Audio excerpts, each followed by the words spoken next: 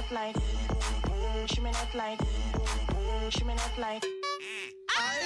trending! IFM. Ay, trending na naman tayo ngayong August 1 edition 2025. Mga idol, magandang afternoon mga idol sa lahat ng mga nakatutok sa atin. Maraming salamat. Ito yung trending natin ngayong araw. At ito, grabe talaga, no? Si Heart Evangelista ang ating pag-uusapan. Bumida na naman daw siya sa Malaysia. Bakit bumida siya sa Malaysia?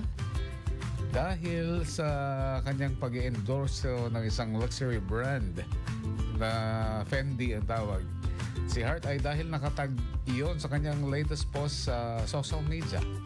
Iba't ibang pics ang nakuha sa Malaysia ang pinost ni Heart at labas at loob. O labas na labas ang kanyang kasosyalan. Ba? Talaga social ka? Iba doon talaga ang kagandahan ni Heart at halatang pansin na pansin ng mga nakakita sa kanya sa Malaysia. Malaysia parang mga pinsan rin natin yung mga nandyan, di ba? Ang maganda pa kay Heart ay hindi lang sa Europe bumida, marami pa siyang ganap around Asia. Aba, bonggesos ka, Heart Evangelista, no? So, matutuwa na naman yan si sino ba matutuwa? Siyempre si Senator Cheese, di ba? Walang iba kundi. Alright. So, mga idol, tatlong bagyo na naman daw. Tatlong bagyo na naman daw ang papasok sa Agosto.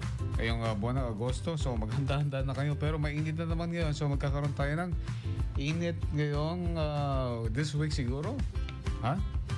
Mga idol. At ito pa yung isang tinatawag nating trending din ngayon. Ano? Ang Barangay SK election postponement, pipirmahan na ni PBBM. Kailan? Abangan. Malapit na yan. August 12 pa, no? Kala ko ngayong araw na. Oo. Talaga, bakit kasi ninyo ipopostpone? Ako, dapat dire-diretso lang yan, di ba? O, para naman kung talagang si Kapitan at saka yung mga konsehales niya, kung maganda ang ginagawa nila, di sila pa rin. Yun lang yun, di ba? Kaya umadi nga talaga agad kaslalabado ko man umadi iti outfit of the day mo tatagat sukatam kasjalaon. Di kita talagang adda karapatan na nga agbalin nga barangay kapitan wano kagawa. Iso na nga iti agbalin. At isang tropical depression and low pressure area ang binabantayan ng labas ng Pilipinas. Labas ng ating Philippine Area of Responsibility ayon sa DOST Pag-asa.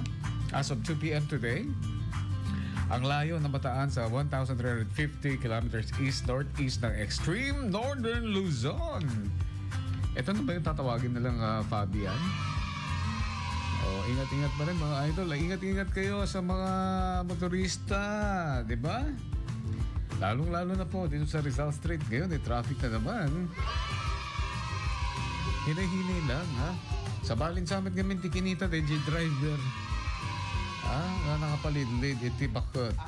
Medyo bumakot.